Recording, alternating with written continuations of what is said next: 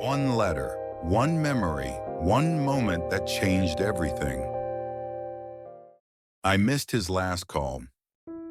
It was 11:47 p.m. when my phone buzzed. I was half asleep, my head buried in a pillow, and my mind drowning in exhaustion from another long day at work. I saw the name, Dad, flash on the screen. I hesitated. We hadn't spoken in weeks. I let it ring. I'll call him back tomorrow, I thought, but tomorrow never came. The next morning, the sun looked too bright for the way I felt. I stretched, glanced at my phone, and remembered the call. A sharp sting of guilt crept in.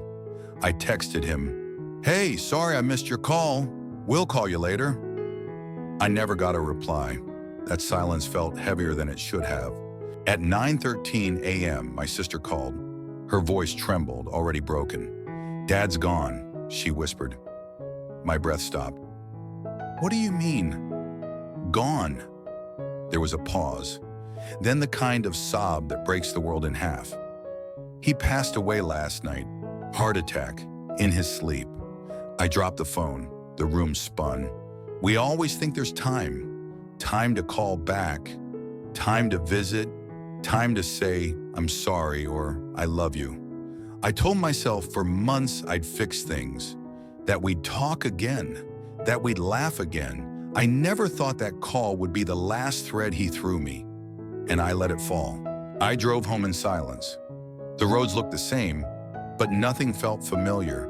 Every highway sign felt like a countdown.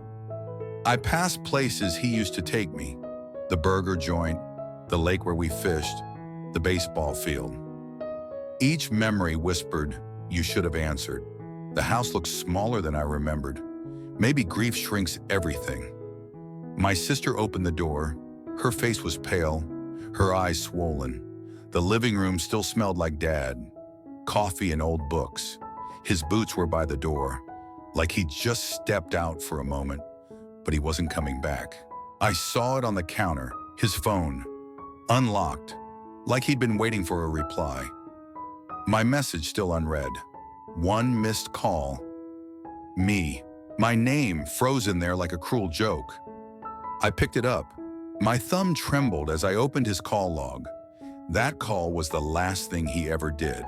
I found it by accident, a voicemail I never knew he left. I hesitated, then hit play. "Hey, bud. Just wanted to hear your voice. Nothing urgent, just felt like talking. Hope you're okay. Love you." I broke down on the kitchen floor, my face buried in my hands. He just wanted to hear my voice.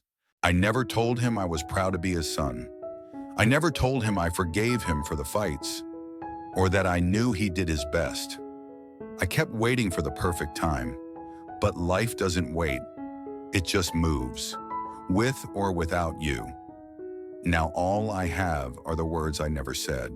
There were flowers, suits, tears, hugs that didn't make anything better. People said things like, "He loved you so much," and "He talked about you all the time." I nodded, smiled, cried, but inside I was screaming. He loved me, and I didn't pick up the phone. My sister handed me a shoebox. "He kept this in the closet, said it was for you."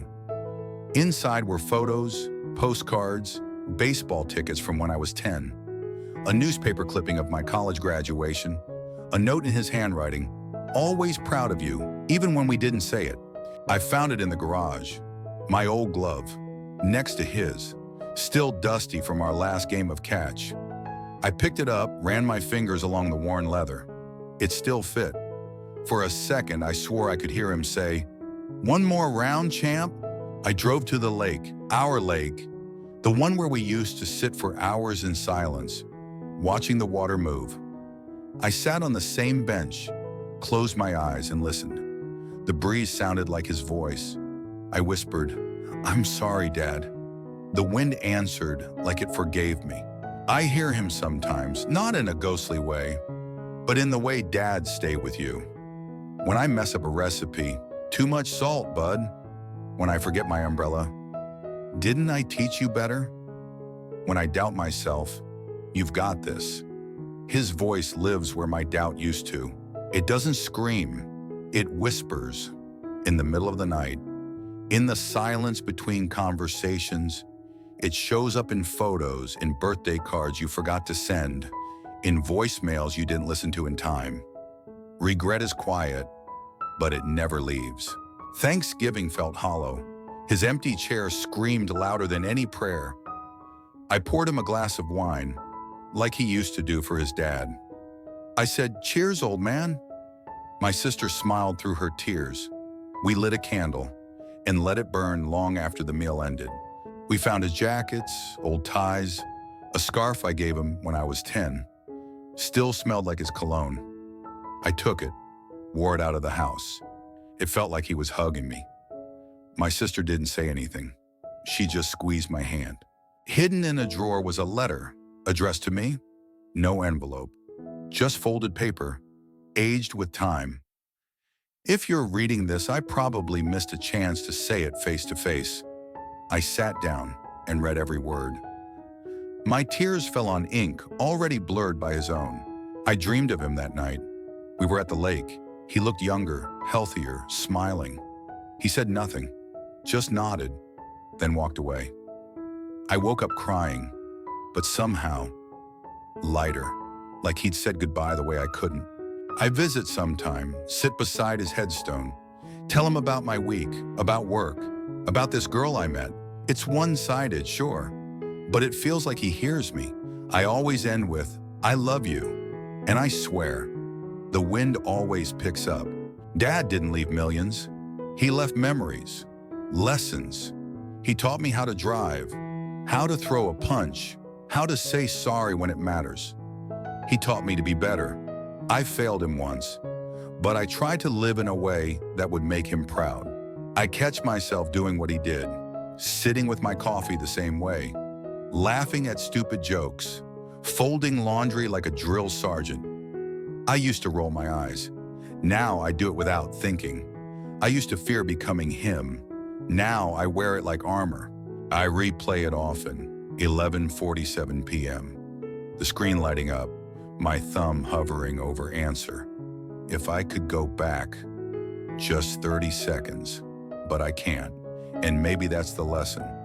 We don't get redos, just reminders. Sometimes I play it, not every day, but on days I need it. His voice, warm, real. Just wanted to hear your voice. I never told anyone I saved it. It's mine, a tiny portal to a world where I answered. Call them back, don't wait. Don't assume there's a next time. Hug tighter, speak sooner, forgive faster. If there's one thing I've learned, it's this. Silence can be louder than words. And sometimes one missed call can echo for a lifetime, not just on holidays, on random Tuesdays, on walks home, when I see a dad with his kid, when a joke he would have loved pops into my head. I miss him in ways I can't explain, in places I didn't expect, always. And that's what I hold on to. I remember his voice, his laugh, his stubborn love. And though I missed his last call, I won't miss the next moment to honor him. Not again, I promise.